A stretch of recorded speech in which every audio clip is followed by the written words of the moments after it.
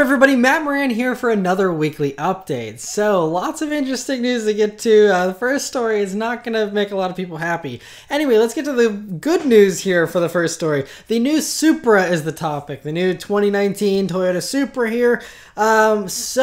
There are some new spy shots this past week that reveal some very nice LED headlights that make it look even more like the Toyota FT1 concept that it's kind of shooting for as its design idea. And so yes, those headlights look very good. Otherwise, it's the same spy car that's been spy testing for many months now, or years now, so nothing else new there. But the big news here about the Supra this past week is pretty unfortunate. Again, not a done deal, not a certainty, but here's the news. Basically, there's a leaked document that was obtained by supermark5.com forums, and so in that document, it showed the powertrains for the new Supra and the new BMW Z4, which is, they're being developed together, and so it's looking like they're going to be offered with the 30i engine you get from BMW, which is a 2-liter 4-cylinder turbo that does 248 horsepower. And then there'll be a 40i model, which is the 335 horsepower turbo inline 6. And so let's just start with that. First, it's going to be with a turbo 4-cylinder engine, which makes less power than a WRX. And then there's going to be the inline 6 turbo, which is a good motor. 335 horsepower is great. Hopefully this car is going to be affordable, because if they try and put BMW prices on a car with 335 horsepower, I don't know how well this new Supra is going to sell. But anyway, that's fine, whatever. Some people were hoping that this Supra would have a unique engine from the BMW, but it's looking like it's essentially going to be a hardtop, differently styled version of the BMW Z4. A little bit of a disappointment. But the biggest news here is that now it's showing the transmissions in this leaked document as well. And for the Z4, it's showing a manual option. And we've seen the manual test car spied running around for the Z4. So we know a manual is coming for the Z4. And since these cars are basically the same powertrain, you would think there's going to be a manual for the Supra as well. No, there will not be a manual for the Supra. According to this leaked document, it's only going to be automatics for the Supra. Now, it's important to note that this document was made, it was well before the production of the Z4 and the Supra. They haven't gone into production yet. We are hearing that there's going to be concepts of both shown off before the end of the year. The Supra will most likely come with a concept version of the Tokyo Motor Show. And by concept, it's probably basically going to be the production car. And then there'll be a final production version, I guess, that'll be shown early next year sometime. But this thing should be basically coming to market sometime next year, I'm thinking. But anyway, so that is the news, is that even though they're identical mechanically, or mostly it seems like they will be at least, this isn't certain. Again, we have no official details on these cars yet, but it's looking like they're going to be mechanically identical, but for some reason they're not offering the manual transmission. Now, there was rumors that the manual for the Z4 was only going to be for the 4-cylinder turbo model, which is unfortunate. You can't get the manual on the faster version, but it would still be nice to at least have the manual option for the Supra, even if it was on the slower motor. So yeah, I mean, I really hope maybe if they only make this, 5 or maybe 10 grand more expensive than a Toyota 86, then I could see this making a lot of sense. You get an extra 50 horsepower, the cool looks here of the new Supra, and then it could make sense to having, for those that want a little more power in a small rear-wheel drive package, and you don't get that power with the 86, you go for one of these and you're happy. But if these things are going to be, 50 grand or close to that, I don't know how well it's going to do. I'm really hoping for the best with the new Supra, but I'm kind of nervous that this is kind of getting screwed up personally. But again, don't want to call it until we actually have all the details. Anyway, let me know your thoughts on that in the comments below, like I'm sure you will. Other news that's Toyota related is Toyota this past week announced a partnership with Mazda, and it's a $1.6 billion commitment to build a assembly plant together. And so in the agreement, Toyota's buying 5% of Mazda, and Mazda's buying 0.25% of Toyota. So Toyota's just buying up all the Japanese manufacturers. They already own, I think, like 16.5% of Subaru. They own a couple of other smaller companies. They're working on Suzuki and other stuff. So Toyota's just kind of taking over the whole Japanese car sector, and Mazda is the latest one to partner up with them here. And so This new plant is going to be built somewhere in the United States. It's going to have like an extra 4,000 jobs come along with it, which is very good for the U.S. economic system here. They're saying the new plant would build the new Toyota Corolla and a new Mazda SUV, and that it would also, this partnership is also to help them develop electric vehicle technologies together. I think that's also part of why Subaru's involved with Toyota for that electric tech as well. And I think they're all going to kind of work together to hopefully, you know, come up with something really good as far as electric vehicles go. That new Corolla, though, is interesting because that was supposed to be built in Mexico, and now it's going to be built at this plant in the United States somewhere. And so instead, they're still building this plant in Mexico, Toyota is, but instead of that building the Corolla, now they're going to produce the new Tacomas there. And so that's what's going to be built in Mexico from now on. So interesting there as far as Toyota and Mazda. And then continuing on, Mazda, lots of news with them here this week. Mazda announced their own new Sustainable Zoom Zoom 2030 initiative. And it was a bunch of different things. The biggest headline here from this little press release they put out here is that they're claiming to have mastered homogeneous charge compression ignition, HCCI, which is essentially like a diesel engine but for gasoline. So they'd be getting rid of the spark plugs here with this motor and just using super high compression to ignite it, which is something that other manufacturers have been trying to do for many, many years and have never been able to master. It's very hard and tricky, I guess, to get it to combust at exactly the right time for the precise timing you need with these highly tuned engines. And so apparently Mazda said they figured it out, which is pretty mind-blowing, honestly. If they've beat Porsche, Volkswagen, General Motors, Ford, all these other people that have been trying to do this, if Mazda beat them to the punch, Mazda seems like they got some really smart engineers, but that's really, I think, more impressive than most people probably realize. So anyway, that's cool. They also said, you know, because of this, they're hoping, obviously, that's going to greatly improve the efficiency of these engines and make them more powerful. And so they're saying they want to continue to keep the internal combustion engine alive and allow cars to be fun to drive while still being efficient and economical, which is, you know, very admirable of them. And so this new engine, the first one that's going to have this new technology is going to be the Skyactiv X motor, which sounds like a really cool engine. In addition to having that new ignition system, it's also going to have a supercharger on this little 4-cylinder engine to help boost power output. And they said they want to do supercharging instead of turbocharging because they don't want lag. They want the immediate response because that makes for a better driving car. And I wholeheartedly agree. Thank you, Mazda. You are being awesome right now. This is pretty sweet, in my opinion.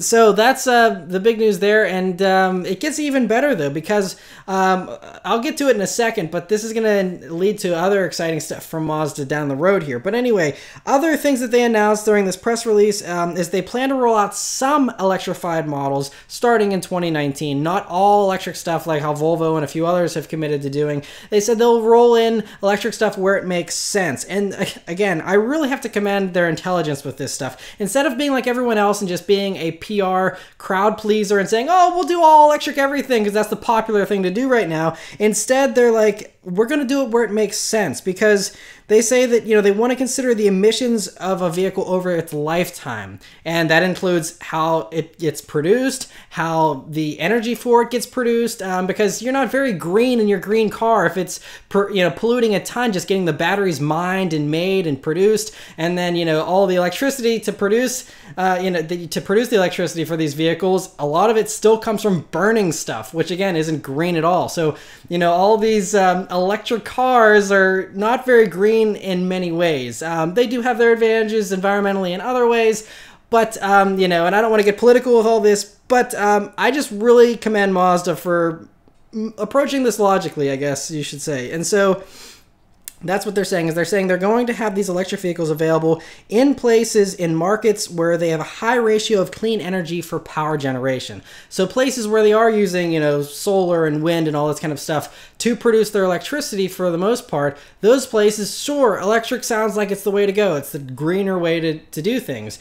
But in places where you produce most of your electricity by burning coal and stuff, they're like, why would we bother if it's you're still burning things? So I really like that about Mazda. They're, being intelligent about this, and very cool there.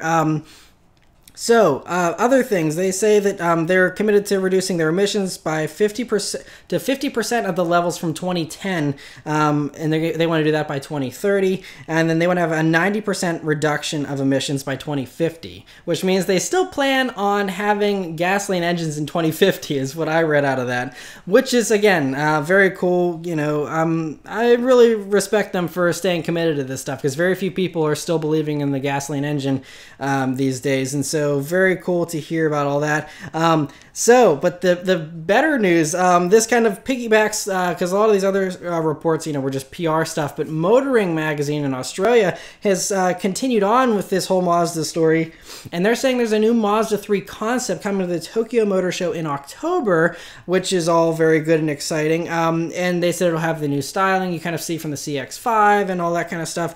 That's all good news. It's going to be mostly just a restyle from the outside, but still the same basic platform underneath. But they're saying, and this is where it gets a little more optimistic, so take this with a grain of salt, but they're reporting that that new homogeneous ignition system, that's going to be applied to a rotary engine, and this rotary application will be put in a sports car that will be out before the end of the decade from Mazda. RX-9, hopefully, that would be amazing. If, you know, this actually comes to fruition. We know Mazda has confirmed they are working on some kind of rotary engine, but they didn't say that they would ever put it in a car or a sports car for that matter. So, again, just according to Australia's Motoring magazine, they're believing that's what's going to happen, but we'll have to wait and see if that actually develops. Even better news, though, is that that new ignition technology is also going to be applied to the 2.5-liter turbo motor from the Mazda CX-9, and that will be the underpinning for a new performance lineup, including what will most likely be a Mazda Speed 3, Mazda Speed 6. I don't know if they're actually going to be called that, but it sounds like that is actually something that they are planning on doing. I think Mazda still wants to do performance stuff, and that is very, very exciting. So those of you that have been waiting forever for a new Mazda Speed 3 or Mazda Speed 6, it sounds like your hopes might finally be granted here. So we'll just have to wait and see, but very exciting rumors and official news there for Mazda, you know, with the new initiatives they have here. Some other interesting news here is New Automobile this past week. They just posted 3 pictures that leaked out of the 2018 Volkswagen Jetta prototype. Now, it obviously looks like a very, very base model. I mean, the door handles aren't painted or anything, but what you're looking at is basically the brand new Jetta, way before you're supposed to see it. And it looks a lot bigger, though. I mean, look at how long that thing is. I mean, it almost looks as long as a Passat. I mean, not quite, but it's way longer than the current Jetta. And I mean, you know, every car these days, they continue to grow them more and more and more. And so I guess it's not too big of a surprise, but pretty crazy how big that new Jetta looks. But it looks very good, very Audi inspired there, especially in the front. The back end kind of looks like a warmed over version of the current Jetta, but you know, is a logical evolution of the current styling. And anyway, they said these should be revealed before the end of the year, so maybe the LA Auto Show in November again, and then they could be going on sale as early as sometime next year. So anyway, cool to see that. And other Volkswagen news is that Volkswagen actually officially confirmed this past week they're doing the production version of the Passat GT concept that we saw last year, which essentially gives it gave the Passat the kind of tuning and styling of the GTI just on the Passat, and that's basically what they're doing for this production version. They've confirmed, Volkswagen confirmed it's going to use a VR6 motor like the top of the line Passat already does. Whether or not it has more power remains to be seen. It currently does 280 horsepower and 258 pound-feet of torque. But anyway, Digital Trends is also claiming that it's going to have handling upgrades, much like the GTI kind of does over the standard Golf, and something along those lines. And it would have those GTI-inspired looks, probably look almost identical to the concept, since that concept was very realistic and not very concept-y. And so apparently that's going to happen. So I'm assuming that'll be coming next year, but great to see that. And a couple of vehicles were officially priced this past week. The first being the Jeep Grand Cherokee Trackhawk, which is announced, and it's starting at $86,995. So $87,000 starting price for this Grand Cherokee Trackhawk, which is $2,000 more than the Dodge Demon. And now to refresh your memory, the Trackhawk Grand Cherokee has the Hellcat motor, 707 horsepower in this SUV, and even in the SUV here, it's going to do 11.6 seconds for a quarter mile time. Very respectable. It's only 0.1 seconds slower 0 to 60 than the Challenger Hellcat wide body. It runs 295 tires all around. It has the biggest brakes ever fitted to a Jeep, and yeah, so ordering is now open for those, for anyone interested in those. It sounds like it's gonna be one heck of an SUV. Very, very cool, and I'm just glad that Jeep is making this thing. Again, huge respect for the SRT team. They're pretty awesome, dropping this big motor and everything. Another vehicle that was priced this past week was the 2018 Hyundai Elantra GT Hatchback, which the rest of the world knows as the Hyundai i20, and so we're getting it as the Elantra GT here. It's going to be priced in the United States starting at $20,235 for the base model with a manual transmission still available. And I gotta say, for that base price, here's the standard equipment: keyless entry, heated side mirrors, a rear view camera, cross traffic alert, and an 8-inch touchscreen infotainment system with Apple CarPlay and Android Auto. Subaru, take note for the WRX. Ford, take note for the base Mustang, which they still will not offer with that 8-inch touchscreen. You got to pay, in the GTs, you got to pay for the extra $2,000 on top of the $35,000 base price. You got to pay $37,000 for a Mustang GT with this, 8-inch touchscreen. Versus Hyundai makes it standard equipment on a $20,000 hatchback with Apple CarPlay and Android Auto. And that also embarrasses a lot of these other luxury car brands that are still struggling to implement Apple CarPlay and Android Auto, and Hyundai's putting it in their base model hatchback. Hyundai's doing some big stuff. I mean, they're really impressive these days. What'd you get for the money? Anyway, some other stuff here about it. It comes standard with that 2-liter 4-cylinder naturally aspirated motor. It does 161 horsepower. Totally fine, again, for a base motor. And then there's the GT Sport they're offering as well, which starts at $23,250 with a 6-speed manual. An extra $900 gets you a 7-speed dual-clutch automatic if you want it. But this is the same motor, the 1.6-liter turbo 4-cylinder and the Veloster turbo and the Elantra Sport. And so, yeah, 201 horsepower, 195 pound-foot of torque for that. And so that GT Sport also improves on the rear suspension. So it gets rid of the torsion bar rear and swaps in a coil spring multi-link setup as well. So it has better handling, better braking with larger discs. And then on the inside, this GT Sport, which again is $23,000, has leather upholstery, heated sports seats, dual zone automatic climate control, blind spot detection, a proximity key, and push button start. All that for $23,000. I mean, even the Civic Si, only is a 2-door or 4-door, doesn't have a hatch, and that still forces you to have cloth seats. You get leather in this, you get a bunch of other safety stuff. You can also option these up to have fully adaptive cruise control, which will do start and stop functions as well, so it'll, help you with the stop and go in traffic and all that kind of stuff. And you can probably get one of those for like $25,000. So it's a really impressive thing. I mean, if you, want something, that's a little less performing, obviously it's not going to be as fast as a GTI or a WRX or something, but if you're okay with a little less horsepower, you can save yourself a ton of money with one of these things. Very, very impressive. Now, if only Hyundai would give us the N model they just revealed recently in Europe, we would be set. But we know we're probably getting an N model of the Veloster instead whenever the new Veloster comes. But anyway, awesome to see that. Another great offering from Hyundai.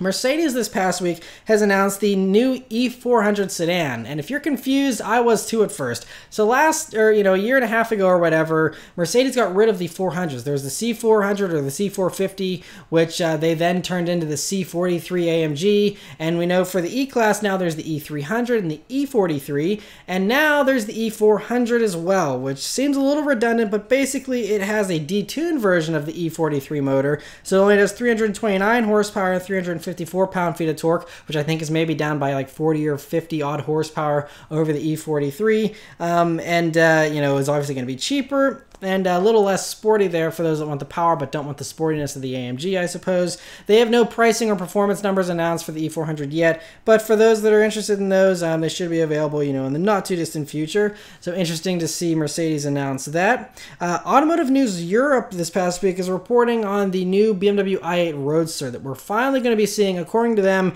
at the LA Auto Show in November is when they'll be debuting this, and it'll be debuting alongside a revised version of the i8 Coupe. Both of them will have more power, more horsepower, and a longer battery range as well. But we don't have official numbers just yet. I'm sure those will come out closer to the LA Auto Show. But anyway, interesting to hear we're finally going to be seeing that after all these years of teasing the Roadster version. Lexus this past week was spied working on an LSF, and the spy photographers thought it could just be like an F Sport version of the LS, which we've already seen, but they said this one had a really loud exhaust, and that's how they knew, okay, this is a performance model. Unfortunately, they didn't specify whether the exhaust net was a V8 or a V6. We know the standard top trim LS uses a twin-turbo V6, but we know the previous F models have that V8 engine, so hopefully that's what they end up putting in this. But anyway, awesome to see they're working on a F version of this LS here, and should be some great competition for stuff like the CTSV, although that's a little bit smaller, but especially for stuff like the S63 AMGs and the like, should be very, very cool there. The Subaru was spied testing the next generation Forester this past week as well. This is the one that, even though it looks similar according to the spy shots here, it's completely new underneath the skin there. It's on Subaru's new global architecture, so that it should have a better ride and handling. But as you can see from the pictures, it does look like it's going to be a little bit more boxier than the current Forester is, and it could have some creases in the sides, kind of similar to the new Impreza does, and that's kind of what they're going for with their new design languages here for the new Subarus. So yeah, we don't know anything else about it just yet, but apparently this looks fairly close to production ready, so we should be seeing it, maybe towards the end of this year or early next year. And so anyway, interesting to see that. Automotive News this past week is reporting that Genesis is planning a third small crossover, which will be their third crossover they're planning to go along with the other two that they announced, I think, last year. And they also announced this, according to Automotive News. This isn't official, but according to them, they're also saying that there is going to be an all-electric Genesis model by 2021 as well. So... Again, we haven't really seen anything. I think last week, a viewer sent in some pictures of what might be some kind of Genesis model spy testing, but we still have yet to see the Genesis G70, which is supposed to be a BMW 3 Series competitor, and all the performance models Genesis promised that are now not happening, and they're focusing on crossovers instead, but we haven't seen any work on those yet, or spy shots or anything. So it's all a bunch of talk from Genesis, and nothing has actually materialized here outside of rebadged versions of current Hyundais. So we'll have to wait and see, what actually ends up happening here with all these Genesis models. But in the meantime, all we have are these rumors and reports to go off of. And the last few stories this week are about electric cars once again. First is the new Nissan Leaf. There's been a bunch of different leaks and stuff for the Leaf, but nothing official, and everything's still kind of iffy, so I'm going to hold off on any reporting on that until the actual details come out early September, and that's when we'll get the official reveal of the new Leaf. But one thing that was a little more certain this past week is that Nissan has requested the trademark for the Terra name in Malaysia. And often, apparently, automakers will request these trademarks in places outside of, or in obscure countries, so that it doesn't go noticed as easily. It sounds like it didn't work this time, because they still picked up on it here. And Autocar is the one that spotted that and is reporting on this. And so they say this Terra SUV will most likely probably be basically like a Nissan Leaf crossover. We saw a Terra concept all the way back in 2012, which was, again, just a completely electric crossover, and it only makes sense. I mean, if Tesla is going to be basing the Model Y on the Model 3, if the Nissan Leaf is the competitor to the Model 3, then a Nissan Leaf crossover, if Nissan can get that out faster than Tesla can, I mean, that sounds like it's going to be excellent for Nissan as far as beating Tesla to the electric crossover punch. Yeah, this should be pretty impressive, especially if they can keep it affordable. That will be very, very compelling to those that are into electric cars. Speaking of Tesla, though, every week there's some new news with Tesla. This week, it's that they lowered the price of the Model X by $3,000 to a new starting price of $79,500. And this is due to what Elon Musk is calling achieved efficiencies, which means that basically the profit margin has improved on the Model X since they've finally, I guess, recouped a lot of the engineering costs associated with the Model X. So now the profits are better on them, and they're passing along those savings to the consumer, which is very admirable. A lot of companies don't lower the pricing and actually raise the pricing as refreshes come out, even though they may have a better profit margin than they originally did. But not the case here. Tesla is lowering the pricing. And so yeah, hopefully that'll help the Model X to sell even better for them. And the last electric car story this week is news that Mitsubishi has finally killed off the i-MiEV, or however you pronounce that, i-MiEV electric car, which was that really odd-looking little golf cart of a car, really, that has been around since 2011. It had 62 miles of electric range and only 62 horsepower. You know, just a very non-suited car for American roads here. Just very, I think they said they sold, I think, a quarter of all the cars in 2011, and then they sold like another half of those cars in 2012, and then the remaining like quarter cars have been sold over the past like 7 years or 5 years here. So yeah, obviously very, very slow selling, and I don't think anyone's gonna miss that. I don't think I've ever seen one of those things actually on the road. So not very popular, never were and never will be apparently. So they've killed that off of Mitsubishi's saying, you know, they're going to have an Outlander hybrid to take its place instead, and so that's you know, something for electric fans that like Mitsubishi to look forward to.